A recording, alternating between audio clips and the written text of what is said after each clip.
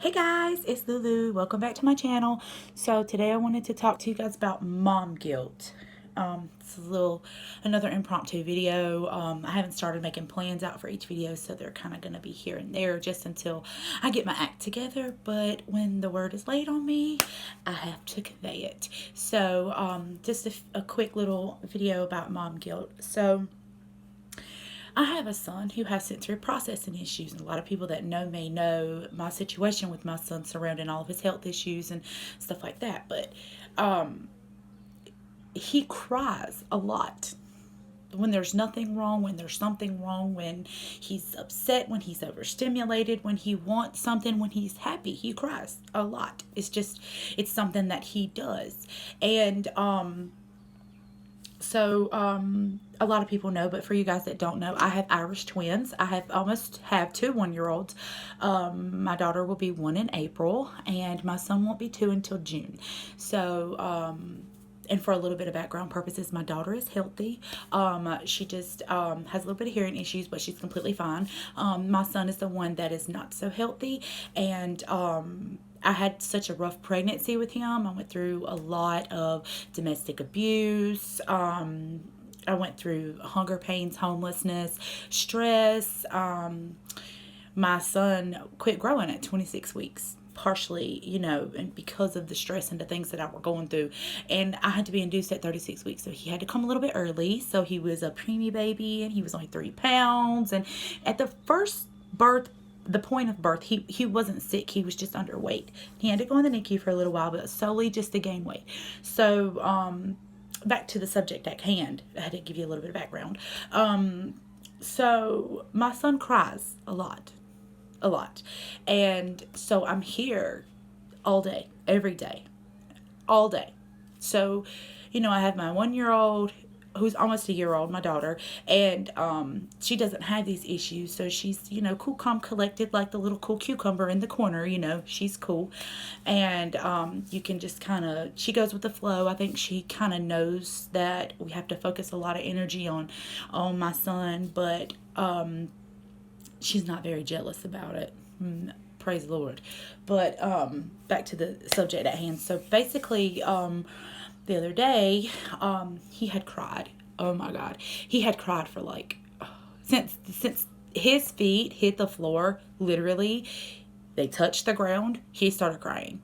And when I say crying, I don't mean there's something seriously wrong with him crying. I mean just yelling and whining and no tears, just loud. I can't do that because he's asleep and I don't want to wake him up. But basically he's loud and just obnoxious about it, which he can't help it, and that goes back to why I'm doing the video. He cannot help that he is the way that he is. So about 4 hours into him screaming, I turn around and I'm like, please. At this point, I've done walked outside. I've done given him candy for breakfast. I have done gave into everything just to make it stop. And it didn't. It didn't stop. And so I was just like, stop, bro. Just abruptly, please stop. And it wasn't like I was being rude or anything like that. I wasn't yelling or anything like that. But I was just like, that I was just like, stop, please stop. What else can I do to appease you? Please. And so I called my sister and I was like, look, baby's been crying all day and I'm really frustrated. I'm really tired of hearing it. And I know you're going to have these parents on here that don't have children with issues and they're like, oh, she just said she's tired of her baby, or people who don't have children and want children really badly, which was me a long time ago. And I would have been in that situation. I would have been like, oh, how could you say that your kid gets on your nerves? He got on my nerves. Sorry. That's just the way the cookie crumbles. So, I love my kids so much, but they get on my nerves, especially when he cries for hours and hours and hours and hours and hours. There's nothing I can do to stop it. I'm trying to wash dishes. I'm trying to clean the kitchen. I'm trying to cook supper, and he's crying. So I can't get anything done. So at this point, I'm like, somebody please help me. Oh my gosh, I'm going to go crazy. So I call my sister and I'm like, please come and get the kids just for an hour. Just let me take a bath. So she obviously always comes through in the nick of time. So she comes and she gets the Bentley. She comes and she gets Bentley and Brayley for a little bit. And she's like, okay, just relax. So it's like, okay, good. When they walked out the door, I was relieved. I was happy. Yeah. And so then I went to the bathroom and I was like, I'm going to take me a long hot oil, essential oil bath and get me some bubbles on and relax. And I'm going to be kid free. I got in that bathtub and I cried my eyes out because I felt like crap for being upset with my son who has issues that he cannot control. I felt like crap. Like, I literally sat in the bathtub and cried for 30 minutes because I felt like I was the worst parent. All I did was ask for kids. All I ever wanted was kids. I prayed for kids for such a long time. I had some issues before I had my two kids, but the Lord knew what he was doing. I'm not going to question that. But I begged for these kids, and now they're getting on my nerves. Like, whoa, where's the memo, guys? Like, none of my friends' kids acted like this. So I lay in the bathtub for 30 minutes and I cry because I go all the way back to my pregnancy. This is how bad mom guilt gets. I go all the way back to my pregnancy. Like, oh, if I shoulda, woulda, coulda did this, if I would have stopped the abuse sooner, if I would have left sooner, if I would have gotten on my feet sooner, if I would have this, that, and the other, he wouldn't be this way. It's all my fault. And now I'm a bad mom because I can't deal with his, sensory processing issues. Or I don't know how to deal with them properly yet. I'm still learning. And I'm in the bathroom and I'm like, I'm just this horrible parent. Like, why would I beg for these kids what would happen? And then I have my friends they're like, oh, well, what if you didn't have them? What if something happened to them? But I think about that every single day. I think about what would happen if I woke up and one of my kids was gone. Something happened to them. Anything happened to them. So don't make me feel guilty or more guilty, like, don't hop up in my inbox and say, well, you could not have those kids at all. I know that. Yes, ma'am, I do. I don't need you up in my inbox telling me something can happen to them. I already know. I think about it every day, all day, every day, along with every other mother that cares about their kids in the world. So don't hop up in my inbox and make me feel worse than I already feel. Please. Please. How about hop up in my inbox and ask me, do I need some help? How about hop up in my inbox and say, well, have you tried this? If not, what can I do to help you feel better? Because I know having kids is stressful. Would you like for me to come and help? No, sure I don't. Yes, I do. Come get these Hellcats. Please. Just because I say no don't mean I don't want you to. I'm really just trying to not be a bad parent.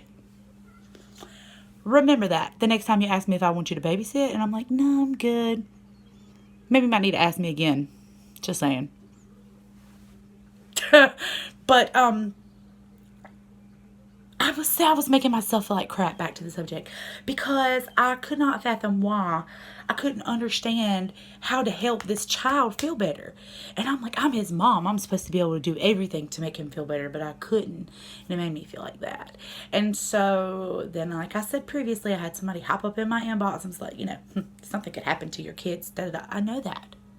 I have friends that are suffering that right now. Okay? I think about that a lot. Okay?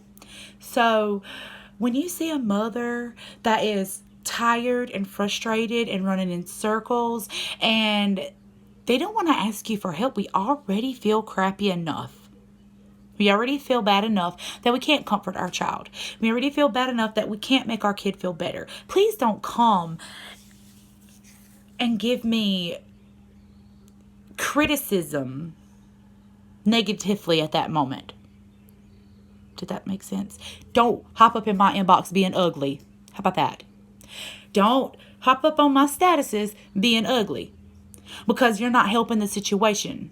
That 30 seconds of gratitude that you just got out of being ugly to me just made my day worse all the way around. Just made me feel 20 times worse than I already feel. Where I'm looking for uplifting, you're bringing me down. So, mom guilt is serious, guys. And we shouldn't feel like crap because we don't know how to help our child that has issues. Or we don't know how to stop the cycle, I guess, of not being able to fix everything. Because as mothers, you think you're supposed to be able to fix everything. Kiss that boo-boo, put a Band-Aid on it, everything's okay. It don't work like that.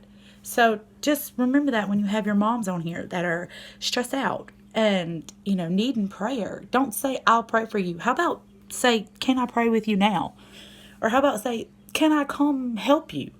Or would you like to get together today? I can come. And see, like me, I always make excuses like, well, no, because, my kids are asleep, or, Bentley's going to get sick again, and blah, blah, blah. Really? I'm too tired. I am too exhausted, and I don't feel like chasing them down in public. I don't feel like being by myself with them out in public, because it's so hard.